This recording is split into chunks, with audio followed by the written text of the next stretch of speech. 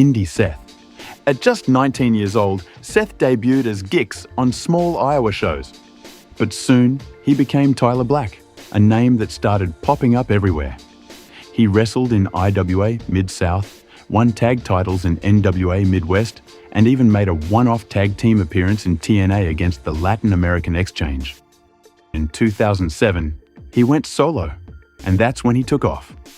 In PWG and Full Impact Pro, he racked up wins, captured titles, and proved he was more than just another indie guy. This was Tyler Black before the spotlight. Young, fearless, and impossible to ignore. Ring of Honor Tyler Black.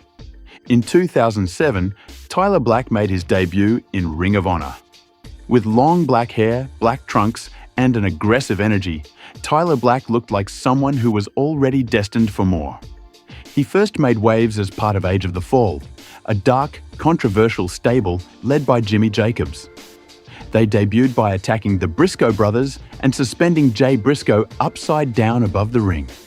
It was shocking, and it immediately made Tyler Black a heel worth paying attention to. He eventually won the Tag Team Championship with Jacobs, but as time went on, fans started to see he was destined for more. Black's matches with guys like Nigel McGuinness, Bryan Danielson, and Austin Aries showed he could go toe-to-toe with the best technical wrestlers in the world. And soon enough, he became Ring of Honor World Champion, a run that proved he wasn't just potential, he was ready. By the time WWE came calling, Tyler Black was the hottest rising star in wrestling. FCW Seth Rollins. When WWE signed him, they gave him a new name, Seth Rollins. And before there was NXT as we know it, there was FCW. Here, Seth was still figuring himself out. His entrance was high energy, and every match felt like he was wrestling to prove why he belonged. And he did more than just belong. Rollins became the inaugural FCW 15 champion, a title defended in 15-minute Iron Man matches. It was a statement. This guy could wrestle anybody, anywhere, for as long as you needed. Feuds with Roman Reigns and Dean Ambrose followed, giving fans a taste of the rivalries that would define his WWE career for the next decade. He continued to climb, winning the tag titles and the FCW heavyweight title, becoming the first man to hold every championship the promotion had to offer. Rollins was now undeniable and was the perfect choice to lead FCW's rebranding into something new. NXT Seth Rollins. The launch of NXT wasn't just the birth of a brand, it was the launchpad for Seth Rollins. The look was still young and hungry, now with one side of his hair dyed blonde and slightly brighter gear. Rollins battled through a tournament, taking out Drew McIntyre, Michael McGillicuddy, and Jinder Mahal to become the first ever NXT champ. It wasn't just a win, it was a coronation. But most importantly, Seth was the one who carried the flag in the brand's earliest days. He was positioned as the future of WWE. And just a few months later, the world found out just how true that label was. The Shield Seth. At Survivor Series 2012, everything in WWE changed. Seth Rollins didn't just debut, he arrived as part of the Shield, alongside Roman Reigns and Dean Ambrose. Dressed in black SWAT-style gear, storming through the crowd with that menacing theme, the group felt like an army invading WWE. And inside the ring, Rollins was the workhorse. He was the architect, the brains of the operation, the one directing traffic in their six-man tags. His high-flying offense and relentless pace made the Shield's matches chaotic, but precise. They wrecked John Cena. They clashed with the Wyatt family. They dismantled Evolution. For 2 years, the Shield was untouchable, and Rollins, teaming with Roman, even grabbed tag team gold. But in June 2014, it all imploded. One steel chair shot to Roman's back, and Seth Rollins went from architect to assassin, the Authority's golden boy.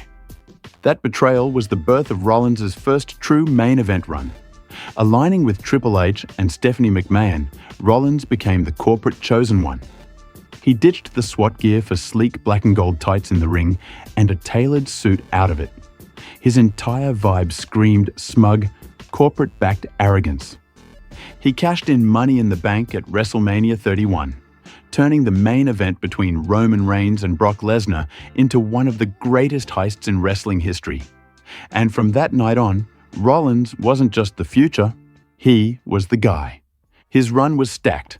WWE Champion, United States Champion at the same time, battles with Dean Ambrose, John Cena, Brock Lesnar, and even Sting. He wore the iconic white attire briefly during this period. He was WWE's top heel, the centerpiece of Raw, and the kind of villain fans loved to hate. But in late 2015, a torn ACL stopped him cold.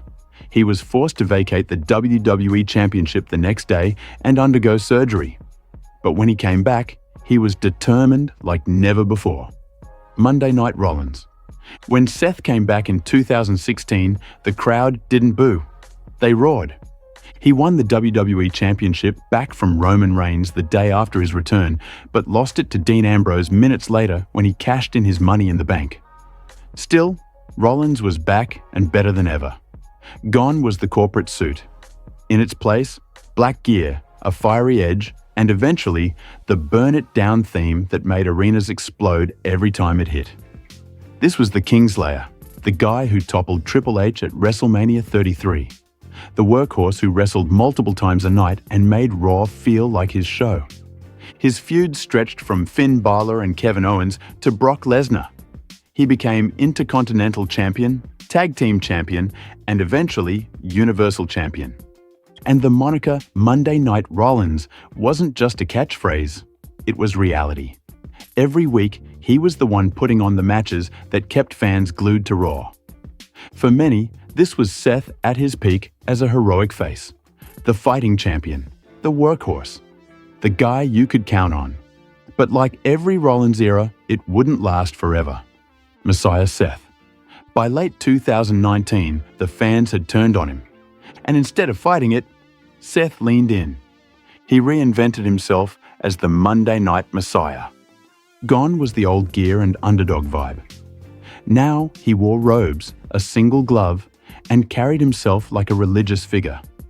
Every pose, every promo was deliberate, like he truly believed he was saving WWE from itself. And he surrounded himself with followers. The authors of Pain, Buddy Murphy, and even a young Austin Theory. Together, they became a faction built around Rollins' divine leadership. The feuds turned personal. His war with Rey Mysterio became infamous, culminating in an eye-for-an-eye match. He tormented Dominic Mysterio in his debut. He tried to break Kevin Owens at WrestleMania. This version of Rollins wasn't designed to be loved. It was designed to make you uncomfortable. And it worked. But it was time for Seth to evolve again. The Visionary. In 2021, Seth became louder, brighter, and more unhinged than ever. Colorful, extravagant outfits, sunglasses indoors. His laugh echoed across arenas, and his entrance became an experience because the fans started singing his theme. Week after week, Rollins walked out with the crowd serenading him. For minutes at a time, he just stood there, letting the song echo. It was electric, and in the ring, he delivered. His trilogy with Cody Rhodes was brutal and unforgettable. His clashes with Edge and Logan Paul showed his range.